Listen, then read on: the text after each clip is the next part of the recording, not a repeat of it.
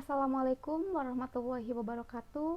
Saya Adinda Putri Permata dari Akuntansi 4C.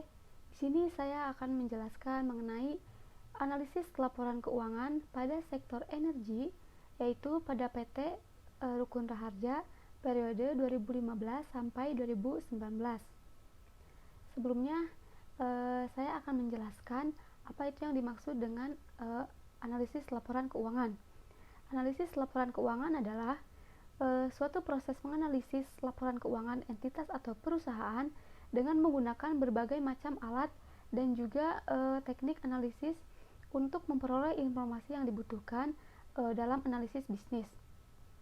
Ada pula menurut Harjito dan Martono tahun 2011, yaitu analisis laporan keuangan merupakan analisis mengenai kondisi keuangan suatu perusahaan yang melibatkan neraca dan laba rugi.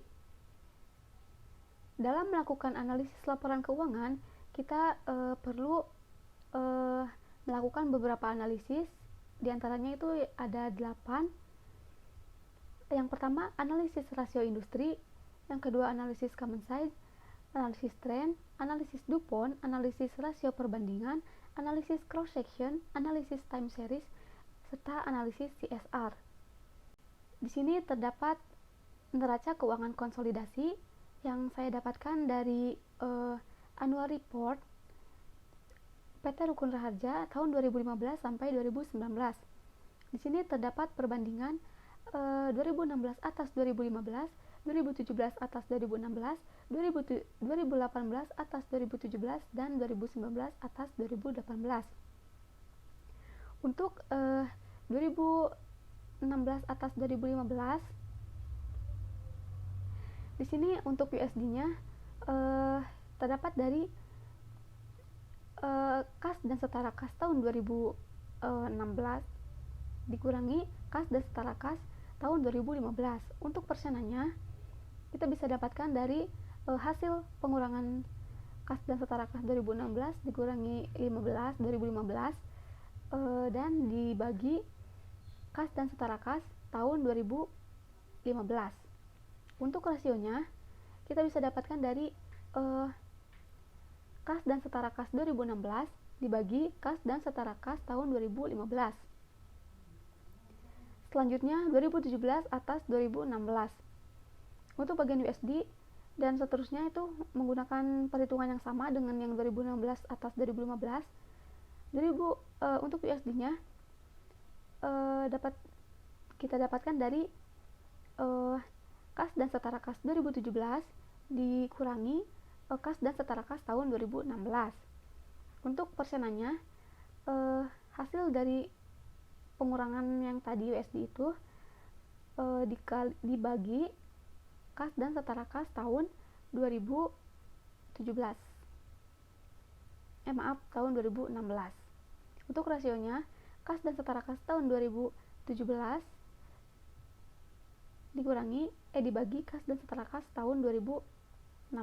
Begitupun seterusnya 2018 atas 2017 dilakukan perhitungan yang sama, dan 2019 atas 2018 pun sama. Selanjutnya ada laporan laba rugi dan komprehensif konsolidasi. Tetap sama, saya dapatkan dari annual report 2015 sampai 2019. Di sini terdapat juga perbandingan seperti yang tadi, yang di neraca. Untuk perhitungannya pun sama persis. USD-nya itu didapat dari pendapatan usaha tahun 2016 dikurangi pendapatan usaha dari tahun 2015. Untuk persenannya perhitungan pengurangan yang tadi yang USD dibagi pendapatan usaha tahun 2015. Seperti itu. Untuk rasionya kita dapatkan pendapatan usaha 2016 dibagi pendapatan usaha 2015 dan seterusnya. 2017 atas 2016, 2018 atas 2017, 2019 atas 2018. Menggunakan perhitungan yang sama. Selanjutnya di sini ada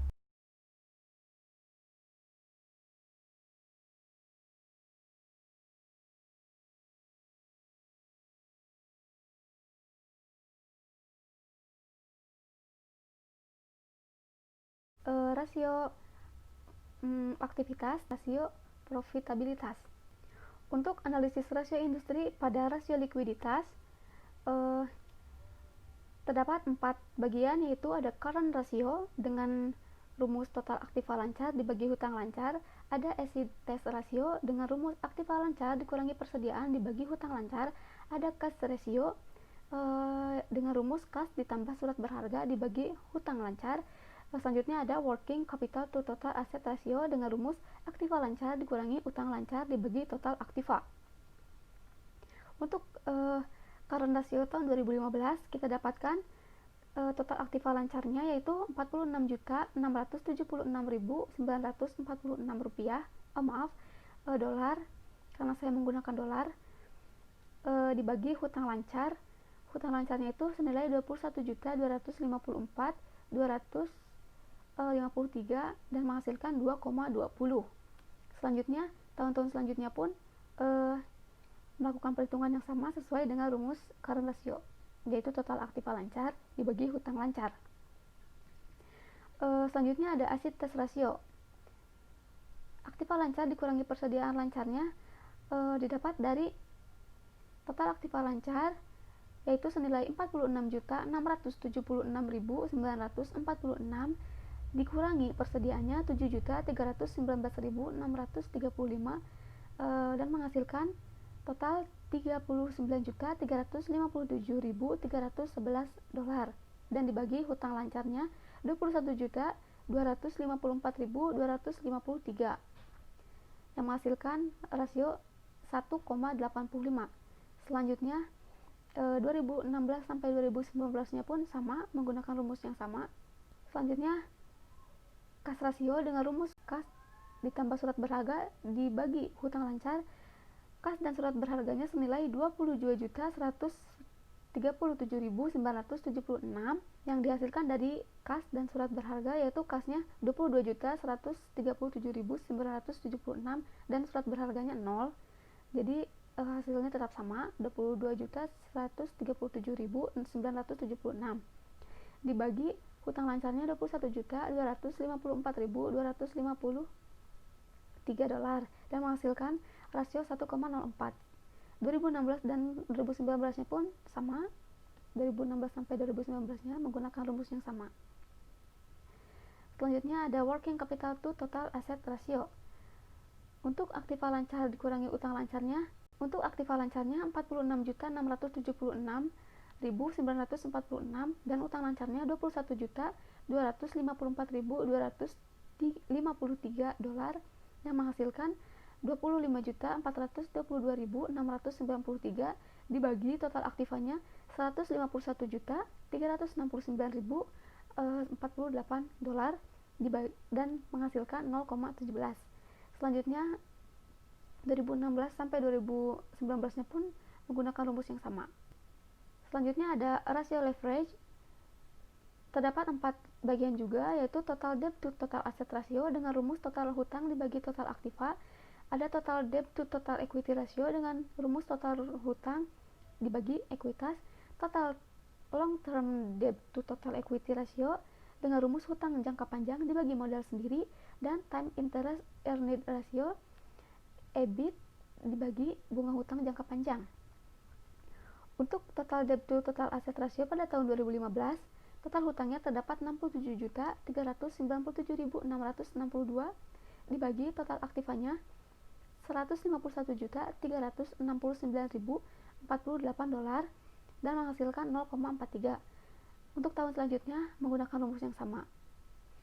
Total debt to total equity ratio pada tahun 2015, total hutangnya 67.397.662 dibagi ekuitasnya 83.971.386 yang menghasilkan 0,80.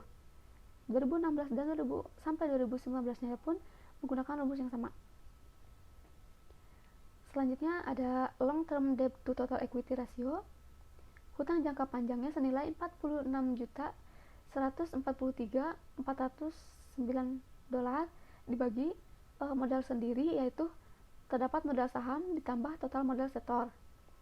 total modal saham senilai 10.575.394 ditambah total modal depositornya 21.135.578 yang menghasilkan 31.710.972 dan menghasilkan 1,46. Untuk perhitungan 2016 sampai 2019-nya pun dengan rumus yang sama. Selanjutnya ada rasio aktivitas. Rasio aktivitas memiliki beberapa bagian, yaitu di sini terdapat 6 bagian. Yang pertama total asset turnover dengan rumus penjualan dibagi total aktiva. Ada receivable turnover dengan rumus penjualan dibagi piutang. Average collection inventory dengan rumus piutang kali 360 dibagi penjualan. Inventory turnover dengan rumus harga pokok persediaan dibagi persediaan. Average day inventory dengan rumus persediaan dikali 360 dibagi harga pokok persediaan.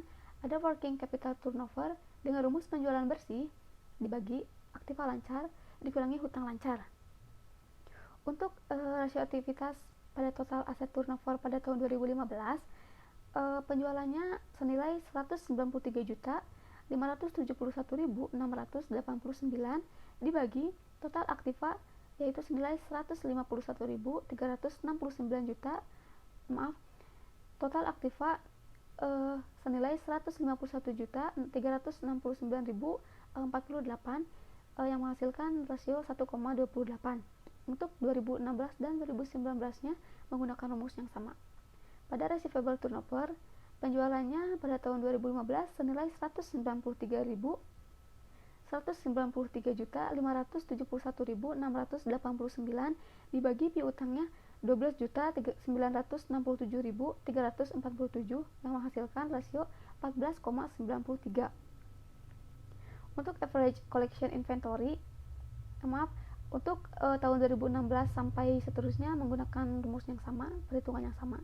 Untuk average collection inventory, piutang dikali 360 sudah menghasilkan 5.136.197.400 dolar dan penjualannya 193.571.689 dan menghasilkan rasio 26,53. Tahun selanjutnya pun menggunakan rumus yang sama dan perhitungannya sama. Untuk inventory turnover, harga pokok persediaannya yaitu 0, persediaannya 7.319.635 untuk tahun 2015 dan selanjutnya pun tinggal memasukkan persediaannya saja karena harga pokok persediaannya 0. Selanjutnya average day inventory itu persediaan dikali 360 menghasilkan 2.635.068.600 dibagi 0 karena harga pokok persediaannya tidak ada. Selanjutnya pun hasilnya pun 0. Selanjutnya tahun-tahun selanjutnya,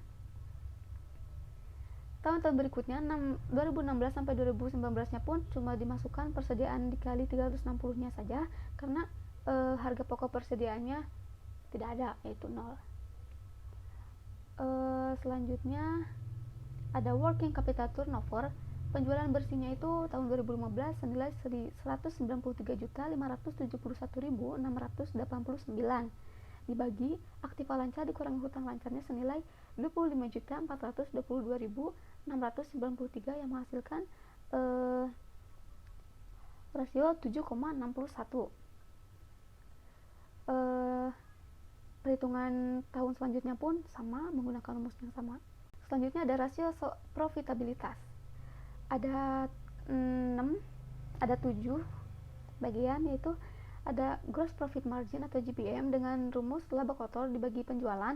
Ada profit margin atau PM dengan rumus EBIT dikali 100% dibagi penjualan. Ada net profit margin NPM dengan rumus EAT dikali 100% dibagi penjualan. Ada operating income ratio dengan rumus penjualan dikurangi HPP dikurangi biaya dibagi penjualan. Selanjutnya ada return of asset dengan rumus EBIT dikali 100% dibagi total aktiva. Terus ada return of equity EAT dengan rumus EAT dikali 100% dibagi modal sendiri. Dan return of investment ada dengan rumus EAT dikali 100 dibagi total aktiva. Untuk gross profit margin pada tahun 2015, laba kotornya terdapat 34.435.021 dolar dibagi penjualannya 193.571.689 dan menghasilkan 0,18. Selanjutnya menggunakan rumus yang sama masing-masing tahun. Untuk profit margin PM-nya, EBIT dikali 100% nya sekian, dan menghasilkan untuk EBIT dikali 100% nya sekian dan penjualannya sekian, dan menghasilkan total rasio 7,84 dan perhitungan selanjutnya sama seperti tahunnya. Net profit margin pada tahun 2015 EAT dikali 100% menghasilkan sekian, penjualannya sekian dan dibagi menghasilkan 5% dan seterusnya. Untuk operating income ratio, penjualan dikurangi HPP dikurangi biaya yaitu sekian dan penjualannya pun sekian dibagi dan menghasilkan 1,10. Tahun-tahun berikutnya pun sama, perhitungan yang sama. Untuk return of assetnya 2015 yaitu EBIT kali 100% nya sekian, total aktivanya sekian dan menghasilkan 50,4%. Untuk return of equity-nya EAT kali 100% sekian, modal sendirinya sekian dan menghasilkan 43,67%. Dan return of investment-nya sekian, EAT kali 100-nya sekian, total aktifnya sekian dan menghasilkan 6,10%. Untuk kesimpulan setiap rasio, pada rasio likuiditas, current rasio mengalami cenderung menurun. Untuk asset rasio mengalami cenderung menurun. Untuk cash rasio mengalami cenderung menurun. Untuk working capital to total asset rasio cenderung meningkat. Selanjutnya ada rasio leverage. Total debt to total asset rasio mengalami cenderung meningkat. Total debt to total equity ratio cenderung meningkat. Long term debt to total equity ratio cenderung menurun. Time interest earned ratio-nya cenderung meningkat tapi dalam bentuk negatif. Untuk rasio aktivitas, total asset turnover-nya cenderung meningkat, receivable turnover-nya cenderung menurun, average collection inventory-nya cenderung meningkat, inventory turnover 0, average day inventory-nya pun 0, working capital turnover cenderung menurun. Pada rasio profitabilitas, gross profit margin atau GPM mengalami cenderung menurun, profit margin cenderung menurun, net profit margin cenderung menurun, operating income ratio cenderung meningkat, return of asset cenderung menurun, return of equity cenderung menurun, serta return of investment menurun. Selanjutnya ada analisis common size. Untuk analisis common size di sini ada common size laba rugi dan common size neraca. Untuk common size laba ruginya, untuk BSD kita tinggal pindahkan saja dari neraca, dari laba rugi. Untuk common size 100% itu diambil dari laba rugi, pendapatan usaha dibagi pendapatan usaha. Untuk beban pokok pendapatannya pun, beban pokok pendapatan dibagi pendapatan usaha, laba bruto dibagi pendapatan usaha, semuanya dibagikan pendapatan usaha per tahunnya. Untuk di 2016 nya pun sama seperti 2015, dibaginya berarti dengan 2016 nya.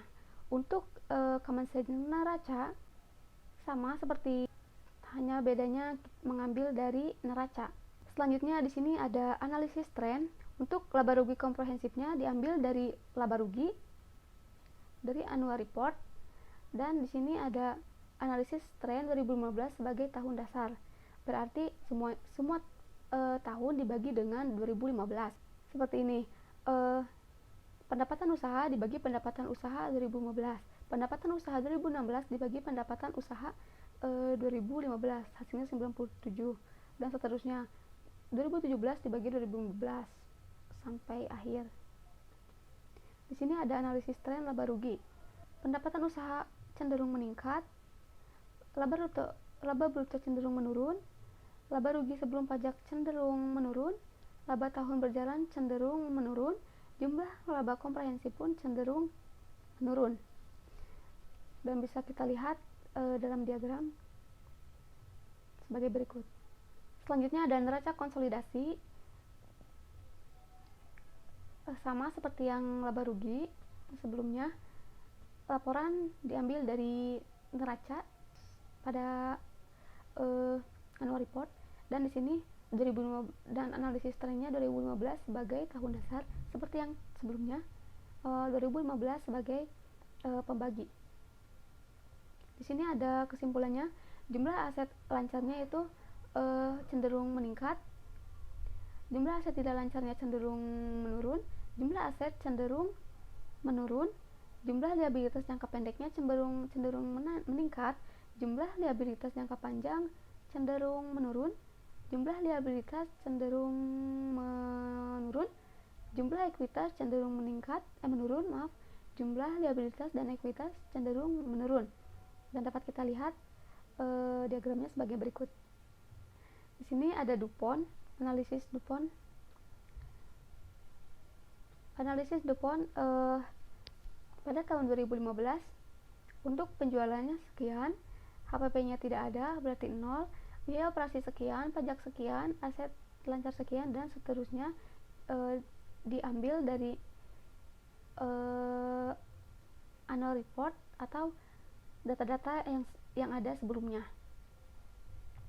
dan menghasilkan 2015 menghasilkan ROE 43,67, pada tahun 2016 menghasilkan ROE 36,33%, 2017 ROE-nya 64,89%, dan 2018 ROE-nya 53,56%.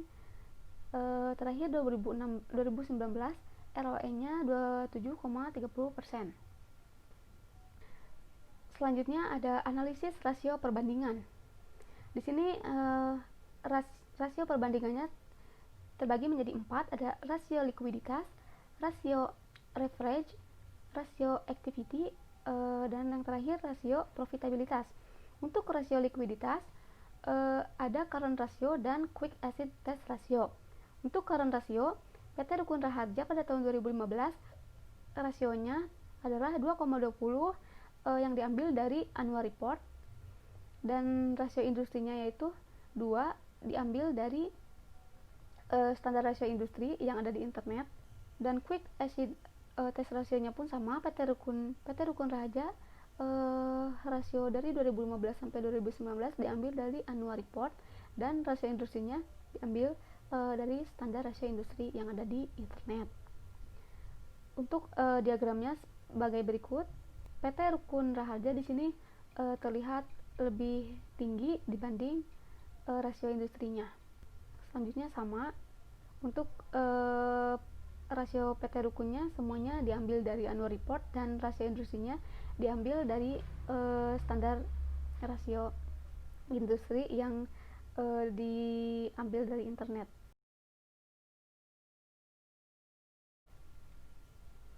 Sebelum melakukan analisis ini, kita perlu menyiapkan data-data yang akan nanti dimasukkan ke analisis cross sectionnya. Di antaranya ada listed share atau saham yang beredar, terus total ekuitas, nilai buku sama dengan ekuitas dibagi listed share, dan return of asset atau ROA. Untuk listed share-nya diambil dari annual report, yaitu saham yang beredar dari setiap tahunnya. Untuk total ekuitas diambil dari neraca per tahunnya, dan nilai buku dari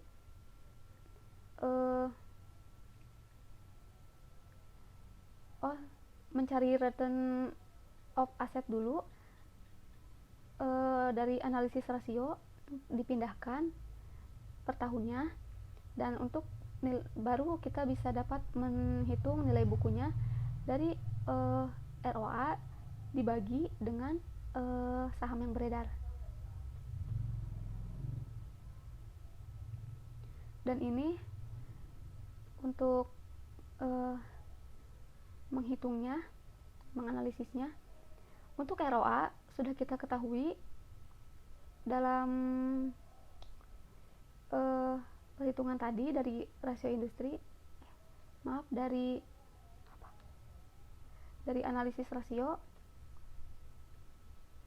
dan totalnya 243,97%. Untuk nilai buku dari yang tadi dijumlahkan, dihitung, dipindahkan ke sini, dan totalnya 0,195. Rata-rata aritmatika untuk ROA yaitu total ROA dibagi 5. 5 dari mana? 5 itu jumlah periode atau tahun yang kita analisis. Kebetulan saya menganalisis 5 tahun, jadi dibagi 5. Dengan total, dengan jumlahnya, dengan hasil 48,79%. Untuk nilai bukunya pun sama, total nilai buku dibagi 5 dengan hasil 0,039. Untuk rata-rata tertimbangnya didapat dari nilai buku dibagi total nilai buku dikali ROA dan menghasilkan nilai-nilai sebagai berikut. Dan totalnya 49,9%. Ini untuk median 49,73% dan 0,029 dengan rumus median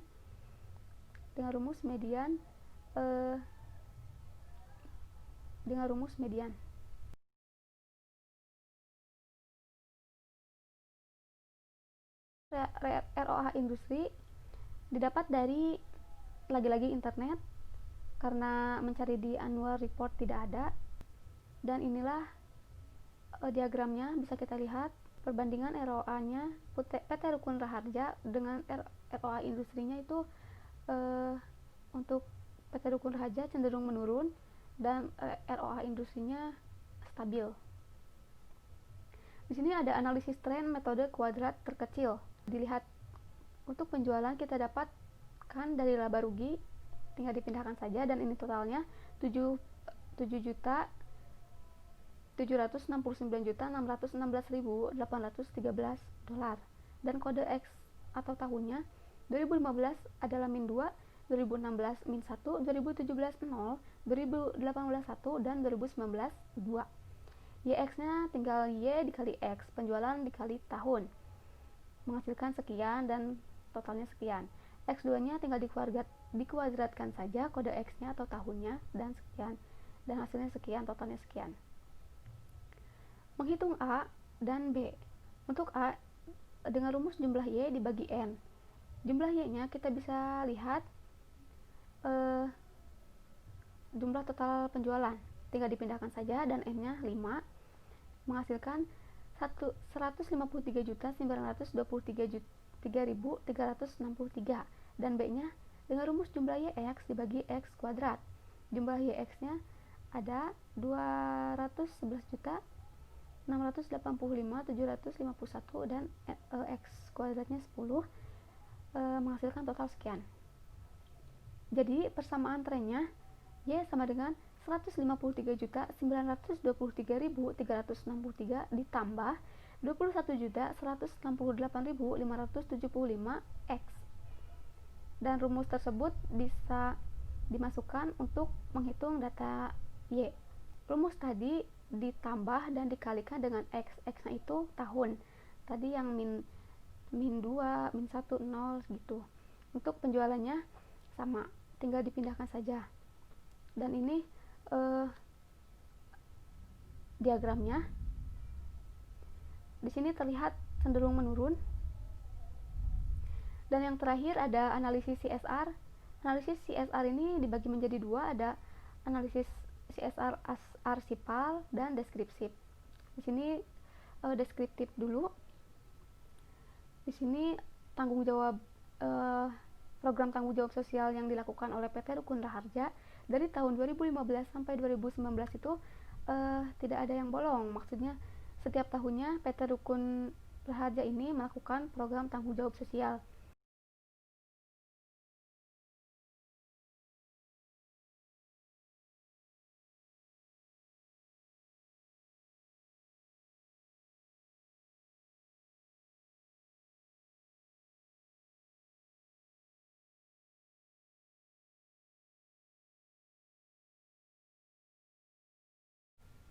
Selanjutnya ada analisis CSR dalam bentuk arsipal, yaitu dengan menggunakan beberapa indikator, yaitu ada indikator kinerja ekonomi, indikator kinerja lingkungan, indikator kinerja sosial, indikator hak asasi manusia, indikator kinerja masyarakat, serta indikator tanggung jawab terhadap publik. Nah, di sini sebelumnya saya telah menganalisis annual report pada PT Rukun Raharja tahun 2015 sampai 2019 dan menghasilkan kesimpulan sebagai berikut.